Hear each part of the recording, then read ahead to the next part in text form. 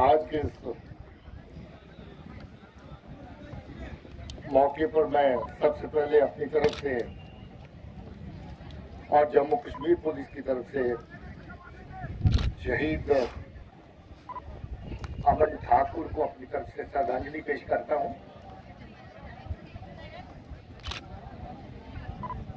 मुझे खुशी है कि आज की इस मौके पे जब हम सब इस टूर्नामेंट के माध्यम से शहीद साथी को अपना सलाम पेश कर रहे हैं, उनके पिताजी जनाब स्वामी राज ठाकुर हमारे बीच में मौजूद हैं। मुझे याद है वो दुख के पल जब डीएसपी अमन की शहादत हुई। कुलगाम त्रिपुरा में एक एनकाउंटर के दौरान जब आर्मी के अपने साथी की हिफाजत करते हुए उसको चलती हुई गोलियों में आगे बढ़ना पड़ा और उसकी अपनी शहादत उसके दौरान हुई। खराब मौसम के चलते उनकी मैयत, क्योंकि उनको जम्मू में संस्कार करने के लिए लाना था, मुझे स्पेशल एयरफोर्स का जहाज दिल्ली से अरेंज करना पड़ा और हमारी इच्छा थी कि उनका जो आखिरी विदाई है वो बड़ी सही तरीके से हो, ताकि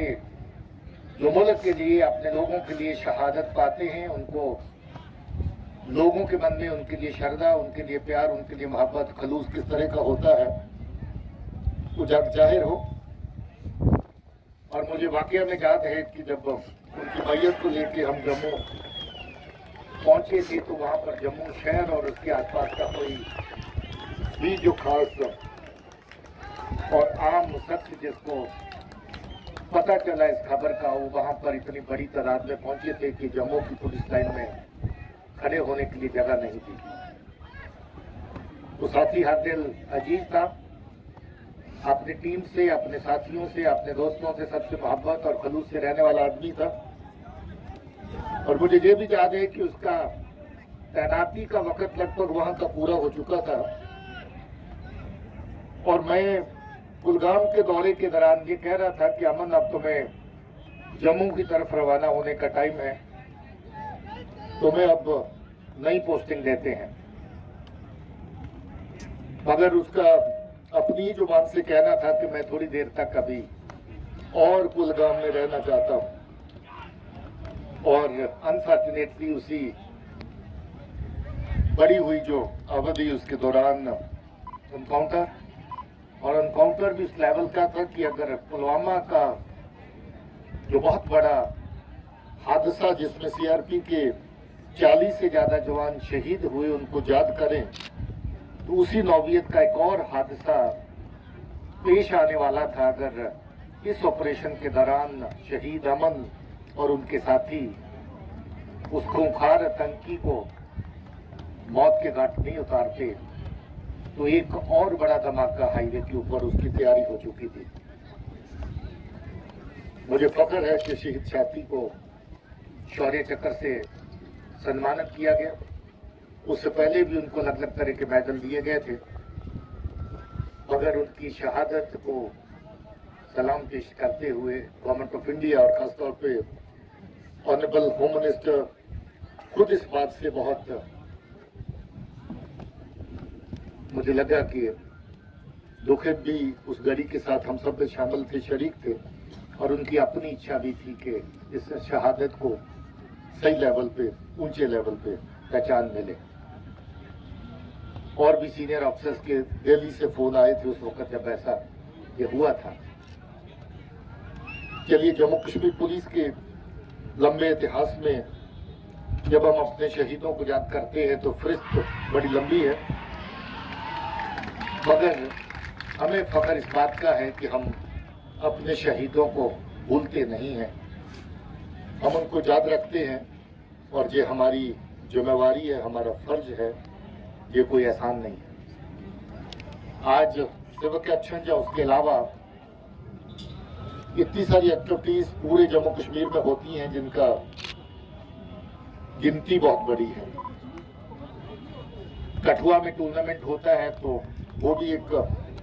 नेशनल इवेंट बन गई है। ये तीसरा ही मेमोरियल क्रिकेट टूर्नामेंट है। मुझे लग रहा है कि धीरे धीरे इस इवेंट को भी स्टेट से नेशनल लेवल तक हम लोगों को ले जाना होगा और जरूर ले जाएंगे। इस तरह वैली में अलग अलग जगहों पे अलग अलग तरह की events time to time organize की जा रही है और हम लोग न सिर्फ अपने शहीदों को सलाम पेश करने के लिए जो उनकी याद को ताज़ा करने के लिए ये टूर्नामेंट करते हैं, बल्कि उनके परिवारों के साथ जुड़ने का भी एक प्रयास हमारा हमेशा रहता है। मैं कोशिश करता हूं कि जहां भी जाऊं उन परिवारों से मुलाकात हो सके और उनकी दुख तकलीफ में उनका साथ दिया जा सके और उनकी किसी जरूरत अगर कोई हो तो उसको पूरा किया जा सके। शहीद अमन का बेटा आर्या अभी 5वीं क्लास में हो गया है। मुझे याद है बहुत छोटा था जब शहादत हुई थी, हम लोग घर पे गए थे, काफी बार मिले थे। उनकी वाइफ टीचिंग में है और वहीं पर जम्मू में तैनाती है और उनके वालिद भी सरकारी मुलाजमत में रहे। मुझे फख्र है कि इनके पिताजी ने जिस तरीके से इस शहादत के बाद और परिवार ने जिस तरीके से अपने आप को कंडक्ट किया, हम सबका इस कुर्बानी को याद रखने के लिए साथ दिया, हम इनके शुक्रगुजार रहेंगे। मैं शुक्रगुजार हूं कि आज जहां पर मेरे साथ ADG Jammu, DIG range, brigadier Sameer साहब, आर्मी के सीओ